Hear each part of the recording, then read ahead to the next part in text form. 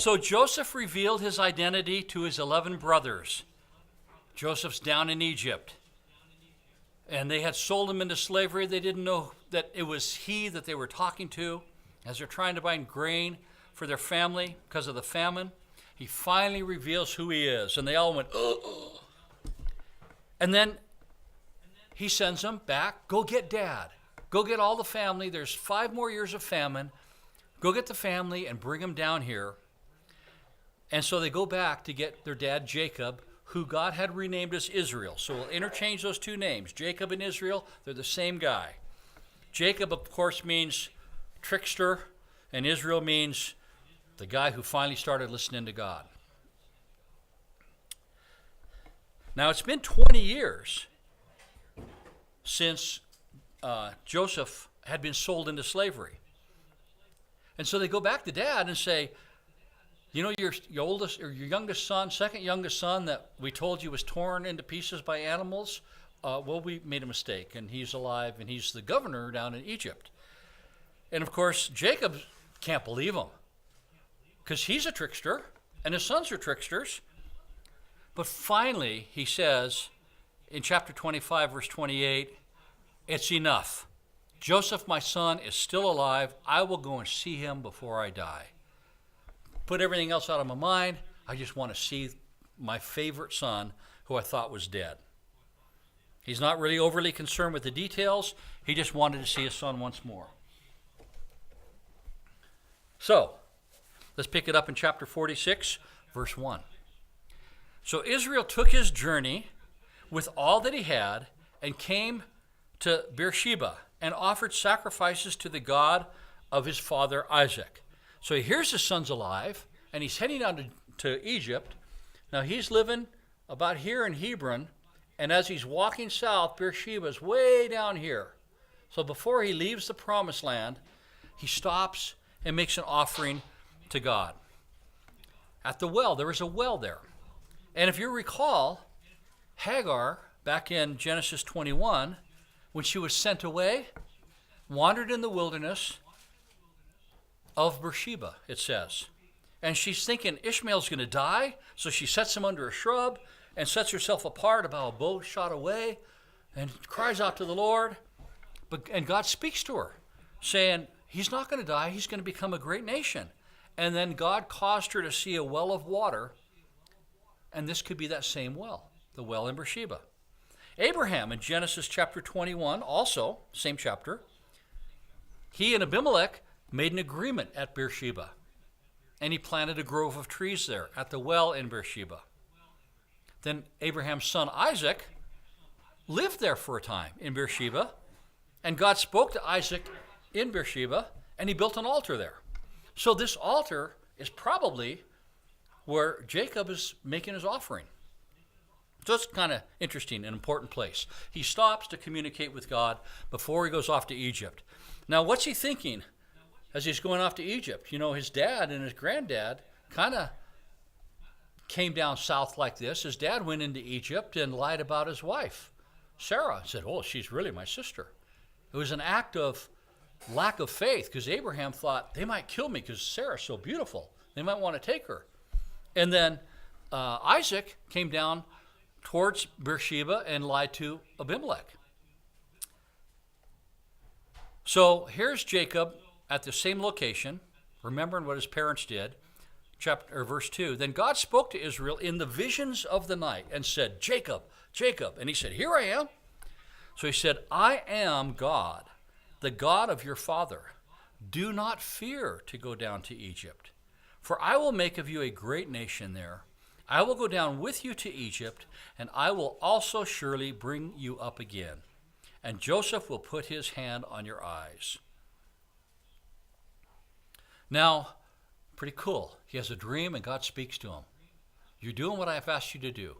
Go to Egypt, and I'll be with you, and I'll bring you back. Now, more than 40 years earlier, when Jacob was fleeing the promised land going north, he's heading to Haran. Remember, God spoke to Jacob in a dream? He's thinking, I'm all by myself. Nobody's with me. He lays down, puts his head on a rock for a pillow. Poor me, woe is me. And then God speaks to him and shows him the ladder going into heaven. You have access to heaven, and I'm with you. Now, 40 years later, he's once again leaving the promised land. This time he's going south.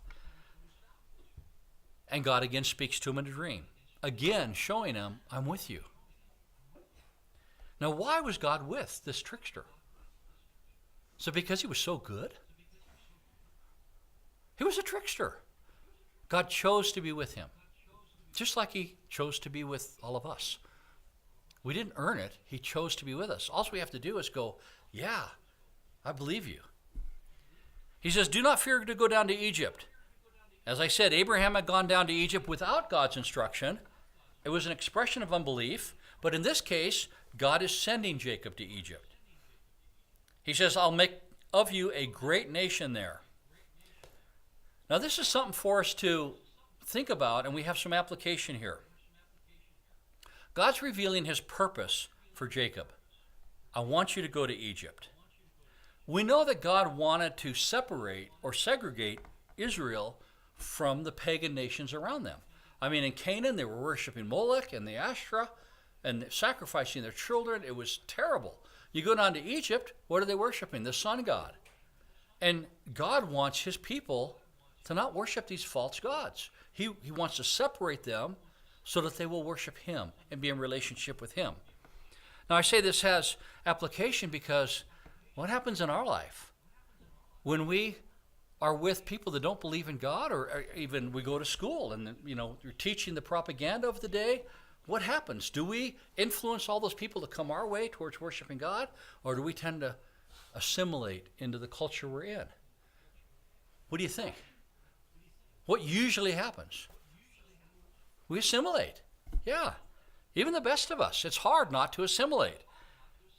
And so all the choices we have in our life, whether it's going to government schools or whether it's going to some movie or the club we belong to, whatever we choose in our life, is it causing us to assimilate or is it causing us to stay devoted to the Lord?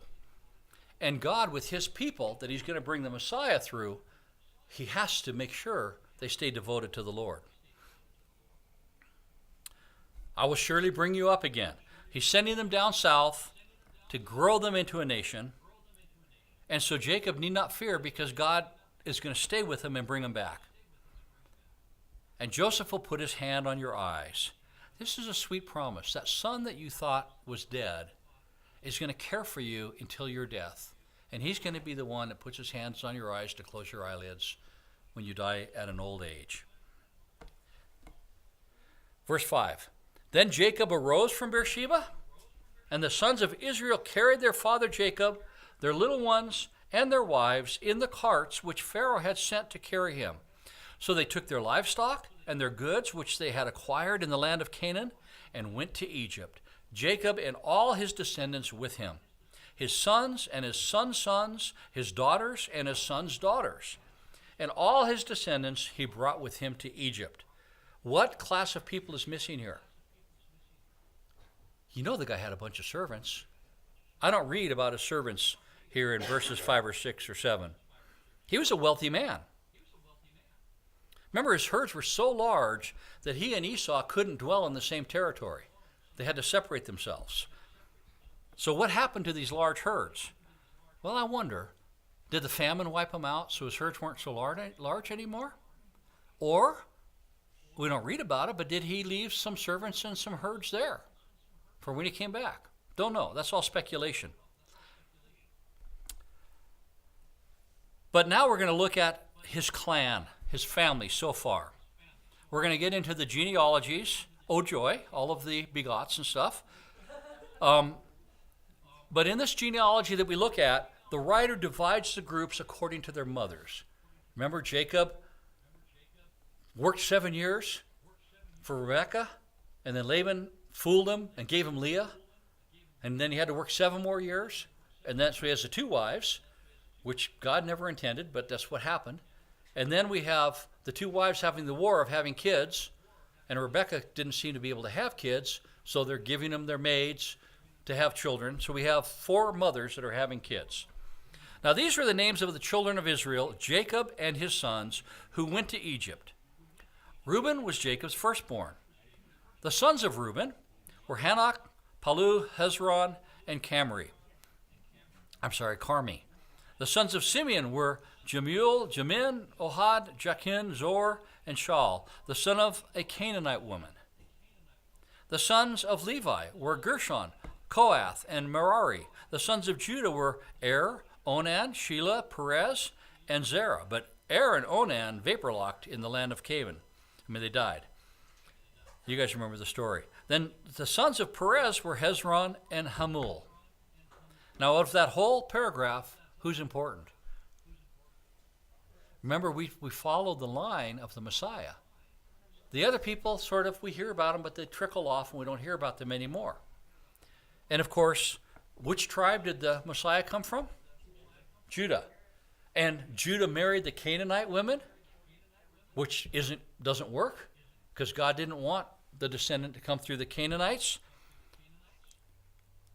And so Tamar came into the picture, married one of Judah's sons, but that son, Er, died, and then he gave her Onan, and he died.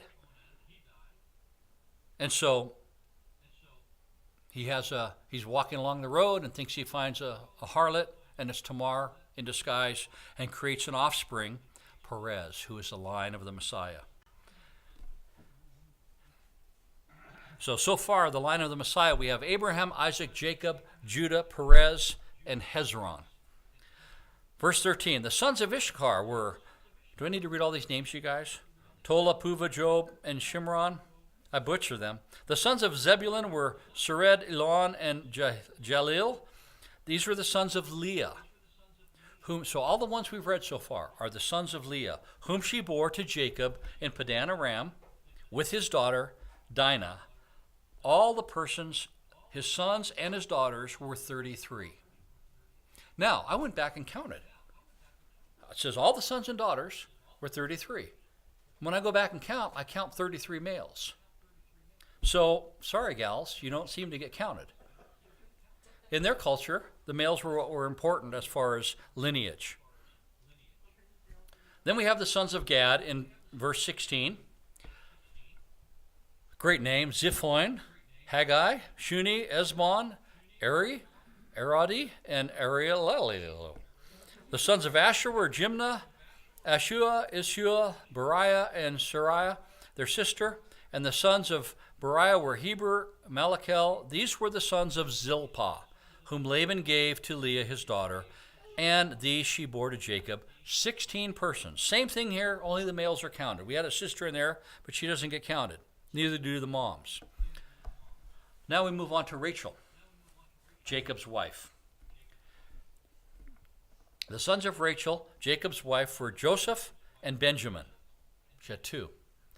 And to Joseph, in the land of Egypt, were born Manasseh and Ephraim, whom Asenath, the daughter of Potipharah, priest of On, bore to him. So she's Egyptian. The sons of Benjamin were Bela, Becher, Ashbel, Gura, Naaman, Ehi, Rosh, Muppin, Huppim. That's kind of cool. Muppin, Huppim, time to eat. Come on in. And Ard. These were the sons of Rachel, who were born to Jacob, 14 persons in all. Then we have the other maid, Bilhah, Rachel's maid. The sons of Dan was Hisham, the son of Naphtali, were Jaziel, Guni, Jezer, and Shillem. These were the sons of Bilhah, whom Laban gave to Rachel his daughter. And she bore these to Jacob, 7 persons in all. 26. All the persons who went with Jacob to Egypt, who came from his body, besides Jacob's sons' wives, were 66 persons in all. Now we know he's counting males here, right? And the sons of Joseph, who were born to him in Egypt, were 2 persons. All the persons of the house of Jacob who went to Egypt were 70. Is that a nation? It's a big family. Remember 46 verse 3, I'm the God of your father, do not fear to go down to Egypt, for I will make of you a great nation there. So 70 go down. How many do you think come out? A lot. In Exodus chapter 12, it tells us that 600,000 men that were on foot left Egypt, besides the children. The next verse in Exodus tells us that there was also a mixed multitude that went up with them. The estimation is that there were 2.5 to 3.5 million people that came out following Moses. That, I would say, is a nation. Goes down with 70, comes out with 2.5 to 3.5 million. Now, just interestingly, from Abraham to Isaac, how many years did it take to get that first son? About 25 years. And then from the birth of Isaac to Jacob, about 60 years. Jacob to his 12 sons are another 50 or 60 years. You know what? The numbers just aren't exploding, are they? Then 215 years to grow the population basically from 1 to 70. 430 years, or double that time, we grew the population from 70 to 2.5 to 3.5 million. So that graph would be kaboom. And the point is, God's timing's beyond us. Abraham and Sarah were impatient. They had Hagar have a baby instead. They're impatient, waiting. God, do you really know what you're doing? Are you pacing the floor, worrying about how this is going to happen? No, God's outside of time. I'm going to make a nation of you, but they're going to become a nation in Egypt. Now, one last note before we move on. In Acts chapter 7, Stephen said that 75 went into Egypt instead of 70. So do we have a conflict here? Well, Stephen was quoting what he had learned from the Septuagint, which is the Greek version of the Old Testament. Septuaginta is Latin for 70. And what they did is they wanted to convert the Old Testament from Hebrew into Greek, which was the common language of the day. So they got 70 men, they all went into their rooms and they translated it, and the Septuagint is the document they came out with. And that was in the 3rd century BC. So Stephen wasn't wrong as he quotes the Septuagint. In the Septuagint, they add 5 more grandchildren born to Jacob, and these were Joseph's kids in Egypt that were born. So they're both accurate. It's just a different narrative. Verse 28. Then he sent Judah before him to Joseph to point out before him to the way to Goshen.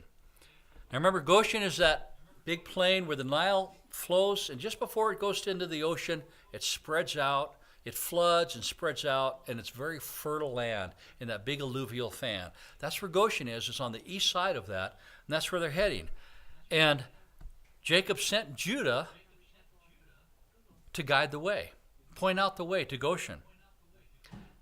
Now, where did the Messiah come from? The tribe of Judah. So interestingly, we have Judah pointing the way for God's people on how to get to that restful promised land. And they came to the land of Goshen. So Joseph made ready his chariot and went up to Goshen to meet his father Israel.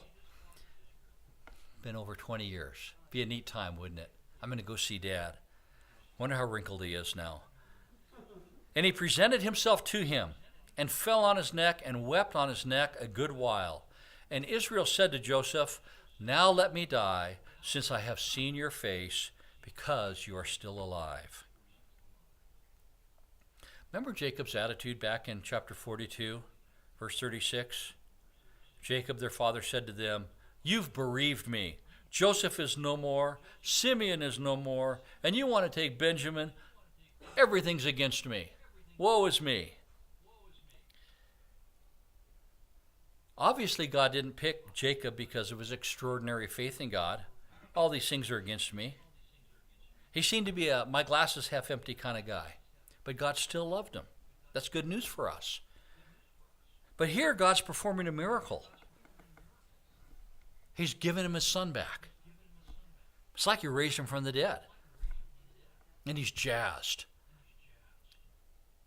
Then Joseph said to his brothers and to his father's household, "I will go up and tell Pharaoh and say to him, my brothers and those of my father's house who were in the land of Canaan have come to me. And the men are shepherds, for their occupation has been to feed livestock. and they have brought their flocks, their herds, and all that they have. So it shall be, when Pharaoh calls you and says, what is your occupation? That you shall say, your servant's occupation has been with livestock from our youth even until now, both we and also our fathers, that you may dwell in the land of Goshen. Why is this such a big point? Look at the rest of the sentence. For every shepherd is an abomination to the Egyptians. If you're going to take your people and have them live somewhere, and you want to keep them separate from the surrounding people, pretty good. The Egyptians go, you're shepherds, I don't want to be near you. Pretty good situation. Egyptians were farmers, not herders. They grew grain. Now, of course, they had some herds. Pharaoh has some herds, but they detested the herds. They considered sheep unclean and therefore detested shepherds. So as a result, Israel dwelt separately. Chapter 47. Then Joseph went and told Pharaoh and said, my father and my brothers, their flocks and their herds, and all that they possess have come from the land of Canaan. And indeed, they are in the land of Goshen. And he took 5 men from among his brothers and presented them to Pharaoh. Then Pharaoh said to his brothers, what is your occupation?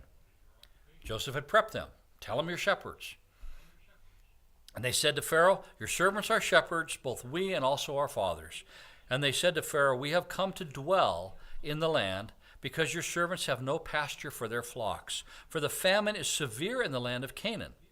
Now please, therefore, let your servants dwell in the land of Goshen. Now 2 words are used for dwell. The first one, we have come to dwell, it's gur, which means dwell for a time or temporarily. We're going to be couch surfers for a short time. We will leave. Temporary visit. And then the other word, yashab, which is used down at the end of the paragraph. Now, therefore, please let your servants dwell, or yashab. That means to sit down, to stay. So we're going to be here for a short time. Please let us sit down and stay in Goshen. Then Pharaoh spoke to Joseph, saying, your father and your brothers have come to you. The land of Egypt is before you. Have your father and brothers dwell, yashab, in the best of the land. Let them yashab in the land of Goshen. And if you know any competent men among them, then make them chief herdsmen over my livestock. God's just blessing them again, isn't he? You're going to tend the livestock of Pharaoh. And do you think that livestock grew and Pharaoh was blessed by aligning himself with God's people? Absolutely. We need to note that Pharaoh's friendly attitude was entirely because of Joseph. Joseph had saved Egypt and really all of the world by storing up grain in the good years. And now the world had been saved and blessed, all because of Joseph. Verse 7. Then Joseph brought in his father Jacob and set him before Pharaoh. Dad's meeting Pharaoh, the president, or the leader, the tyrant, whatever he is, the ruler of all of Egypt. Here's my dad. And Jacob blessed Pharaoh. Pharaoh said to Jacob, how old are you? Now, why would Pharaoh ask Jacob his age? He probably looked 1,000 years old by this time. And Jacob said to Pharaoh, the days of the years of my pilgrimage are 130 years. Few and evil have been the days of the years of my life, and they have not attained to the days of the years of the life of my fathers in the days of their pilgrimage. So he's acknowledging he's a pilgrim. He has no land of his own. He has a land in the future that he's going to go in heaven. So Jacob blessed Pharaoh and went out from before Pharaoh. Now, the phrase, few and evil have been the days of the years of my life, doesn't sound like a great life, does it? He's realizing he's not going to live as long as his forefathers, and he didn't. Isaac lived to be 175, Abraham 180, Jacob only lived to 147, Joseph lived to 110. So we have the ages are diminishing. The decline in age from the days of Noah is continuing. Few and evil were his days. This could be a reference to Jacob's life, which it was filled with trickery, wasn't it? Think of every big moment in his life. There's some cheating or trickery or finagling, or, he's wrestling with God all night because he's arguing over the plan of escape from his brother Esau. He's just always wrestling and trying to control the situation, trying to control the circumstances. And so as he describes his life, few and evil. Now look at the difference. I'm in Genesis chapter 25, talking about Abraham's life. Then Abraham breathed his last and died in a good old age, an old man and full of years, and was gathered to his people.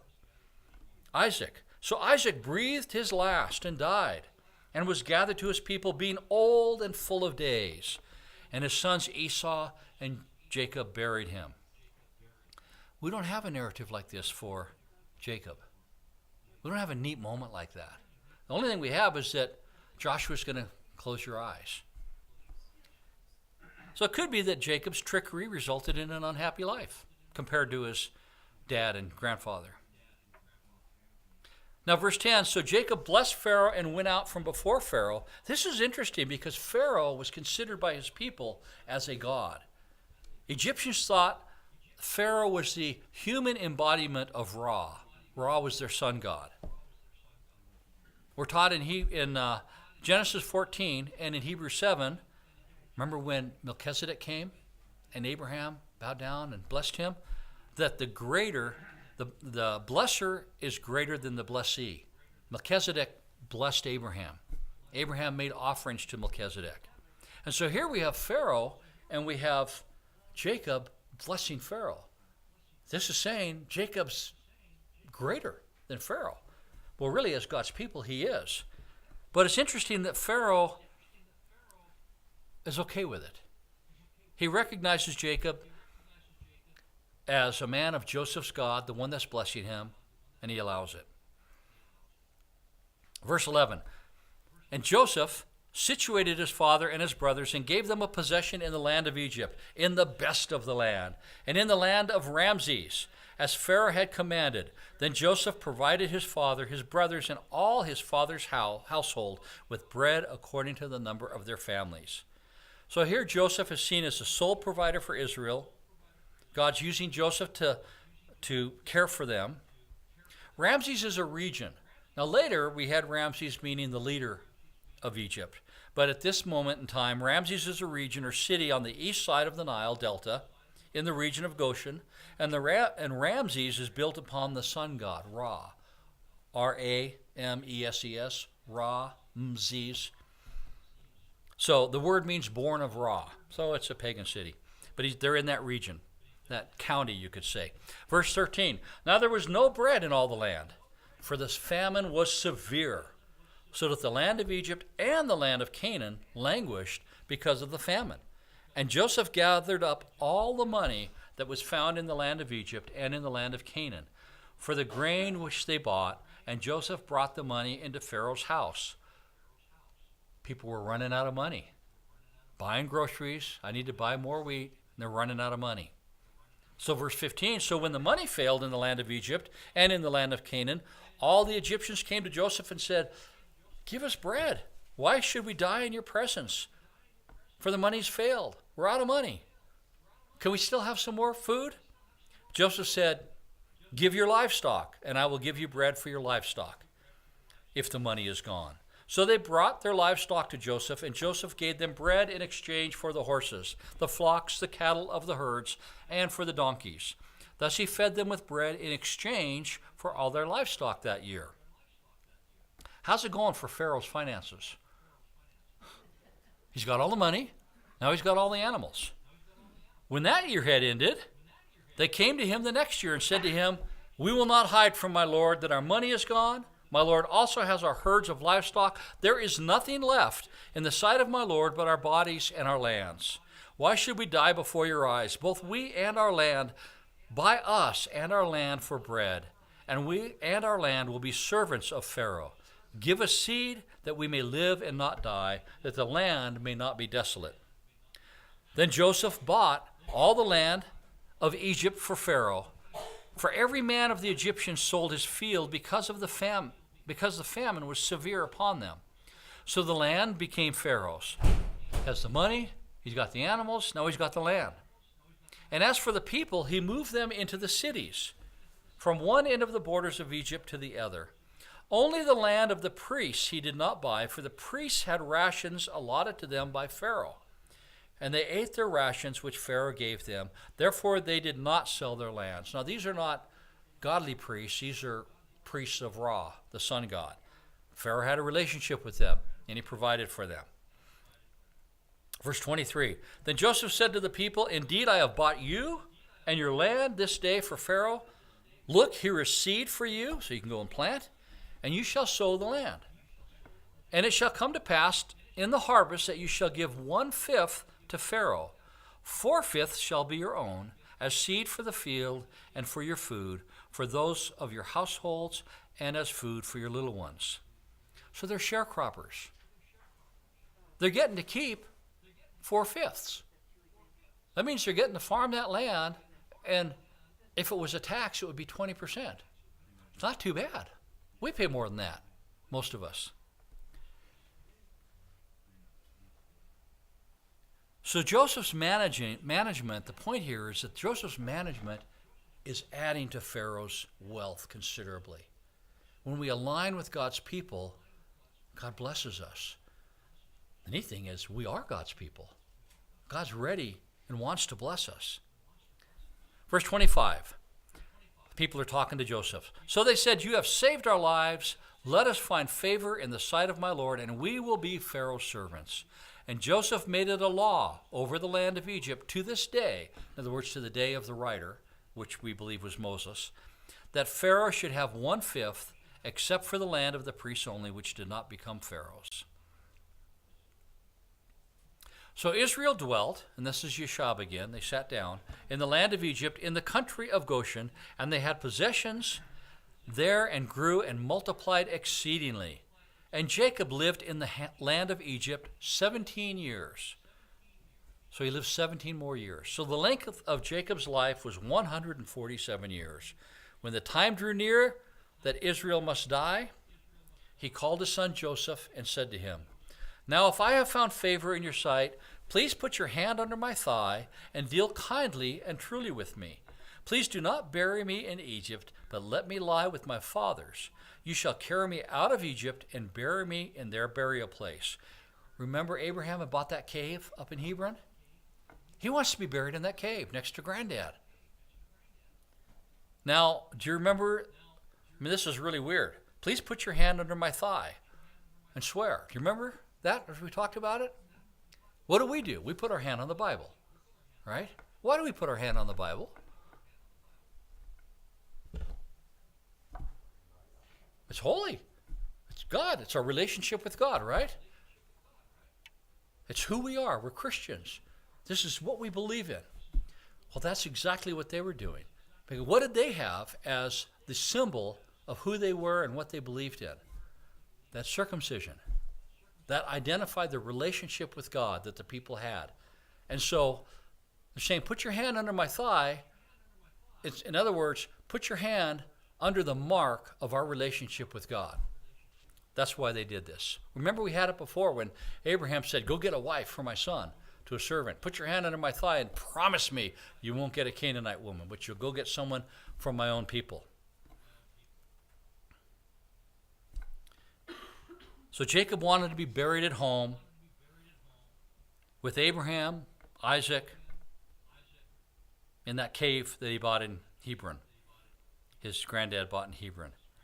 And he said, Joseph speaking, I will do as you have said. Then he said, Swear to me. And he swore to him. So Israel bowed himself on the head of the bed. He lay down peacefully. All right, I've got that done with. We're going to do chapter 48 next time. We're going to look at the blessings to the 12 kids. But we'll stop there for today. Now, as far as application, remember I talked about how We don't want to assimilate into the world. Romans chapter 12, don't be conformed to the world, but be transformed by the renewing of your mind. So if we put ourselves in a position where the world is just bombarding us, we're going to assimilate. We want to separate from that and be transformed instead. We want the Bible bombarding us so that we assimilate into God and His way. Now, we have a couple of key things in our walk with God. One is we're saved by what? Faith. We're saved by faith. We're saved by grace. And that through faith. Two important elements, faith and grace. Grace is God's unmerited favor. You don't deserve it, but I'm saving you. Faith is, yeah, I believe what you said you did, God. Now, we can know those things, can't we? But what if we don't apply them? What if we don't apply grace to Christians? What if we don't apply grace to our lives? We understand it, and then we do something stupid, and we feel convicted and condemned, and we never take the knowledge of God's grace and apply it to our life. What happens? We walk in that condemnation, feeling crummy. When we apply the knowledge of God's grace, I am pond scum, but He saved me, and I'm okay in God's eyes. Then we want to repent because we're so grateful. Same thing with faith. If we don't apply our belief that God is real and He did what He said He did, if we don't apply that to our walk, it's really not of value to us. It doesn't change our walk. And so here we see God blessing Jacob. He was, oh, woe is me. Look, I'm protecting you. I'm saving you guys. I'm taking you down to Egypt. I'm going to feed your family. I'm going to keep my promise. I'm going to grow you into a nation. What if Jacob had lived his life going, God promised I'd be a nation, and I believe it. My son's gone, but you know what? God's going to protect me and take care of me. I bet there's going to be some miracle. Jacob's whole life would have been different if he had applied what he knew about God. And so as our application today, you guys, I just exhort us all. Let's apply what we know. It's good to study God's Word. We see His character. It's good. But if we don't apply it in our daily life, it doesn't do us a lot of good. It's got to move that 18 inches from our head down to our heart. And we need to choose to make it real in our life. We'll stop there. Chapter 48 next time. We'll wrap up the book of Genesis next week.